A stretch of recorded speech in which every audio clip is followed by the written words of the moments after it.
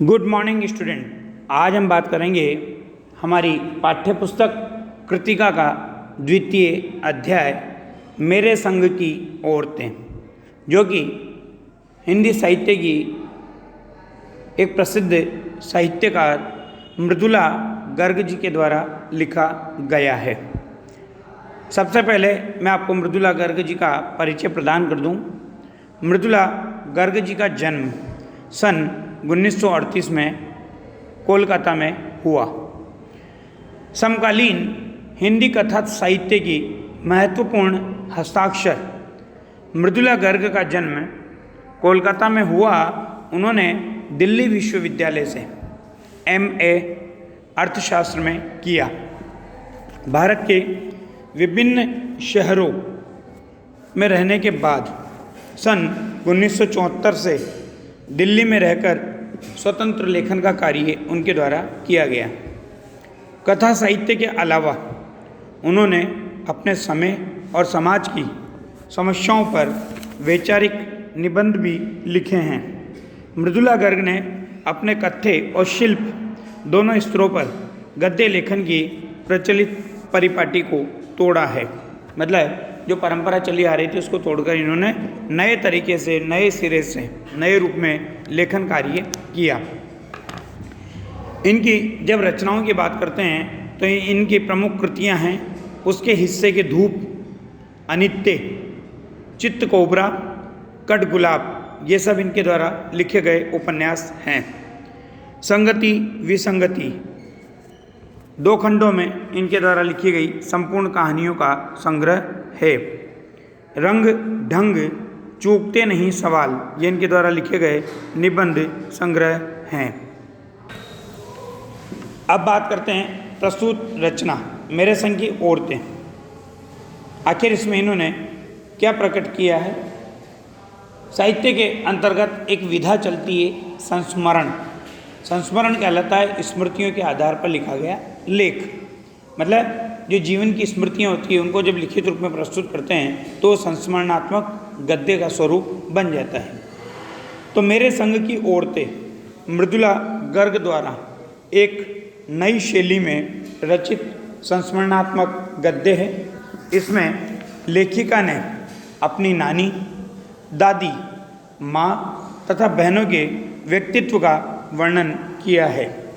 इसमें बताया गया है कि किस प्रकार परंपरागत तरीके से जीते हुए भी लीक से हटकर, यानी परंपराओं से हटकर जीवन बिताया जा सकता है।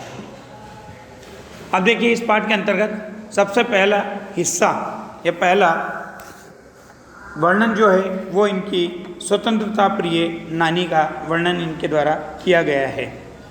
लेखिका ने अपनी नानी को नहीं देखा। उसके जन्म के पहले ही उनकी मृत्यु हो गई थी। लेखिका को नानी से कहानी सुनने का अवसर नहीं मिला। शायद इसी कारण वह स्वयं कहानी लेखिका बन गई। नानी कौन थी? नानी एक अनपढ़ तथा पर्दानशी यानी पर्दा प्रथा को मानने वाली औरत थी।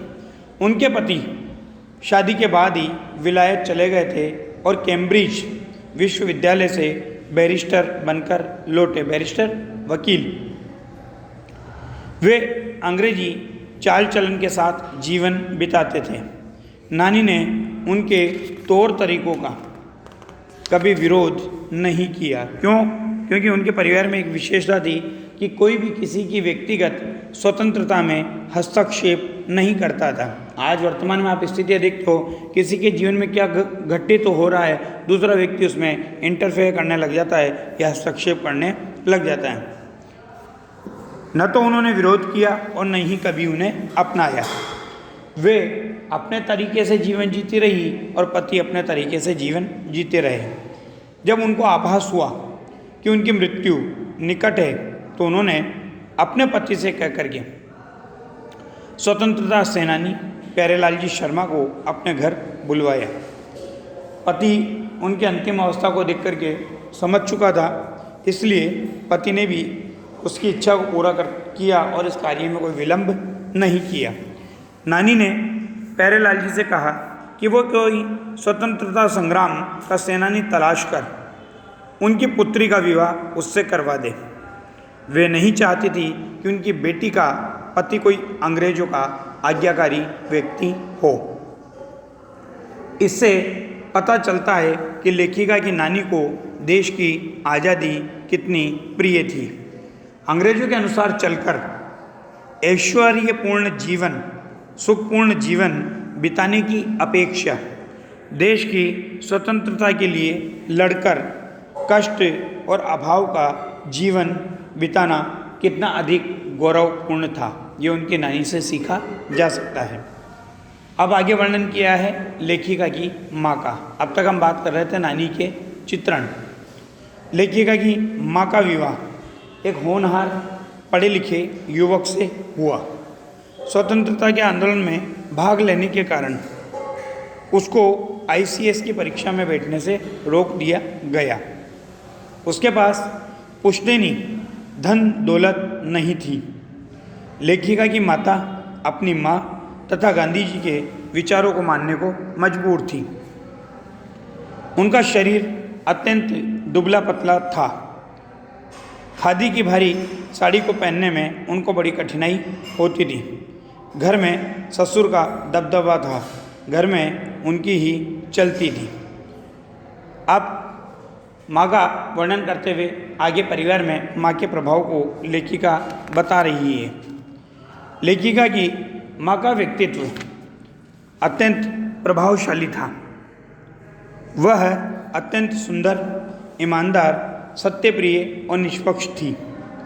घर में कामकाज करने को उनसे कभी नहीं कहा जाता था, परंतु उनकी सलाह अवश्य ली जाती थी तथा उसका निर्वाह भी किया जाता था। सारा काम उनकी सास, जेठानियाँ और पति संभाल लिया करते थे। उनका व्यवहार एक भारतीय माँ की तरह कभी नहीं रहा, क्योंकि भारतीय माँ का व्यक्तित्व कैसा है, दिन भर काम में लगी रहना, बच्चों को पालना, परिवार के कामों में झुके रहना, सबकी इच्छाओं की पूर्ति करना। तो ऐसा लेखिका की माँ के व्यक्तित्व नहीं था। उन्होंने न तो बच्चों को प्यार किया, न खाना पकाया और न घर के कामकाज देखे। उनकी इन कामों में रुचि बिल्कुल नहीं थी। दूसरी कारण उनकी बीमारी भी था। उनका अधिकांश समय संगीत सुनने, पुस्तकें पढ़ने और साहित्य की चर्चा करने में ही बीतता था। मतलब ये उनके प्रिय शौक थे जिनमें वो अपना संपूर्ण समय व्यतीत करती थी। उनकी बीमारी की वजह से उनको कोई कुछ कहता भी नहीं था। वह यह सब बिस्तर पर लेटे लेटे ही करती थी। स्वतंत्रता के प्रति गहरे प्रेम को अपने स्वतंत्र विचारों के अनुरूप आचरण द्वारा प्रकट करती थी। घर में काम न करने पर भी उनका कोई अनादर नहीं करता था। इसका कारण माँ के 3 गुण थे, याद रखना।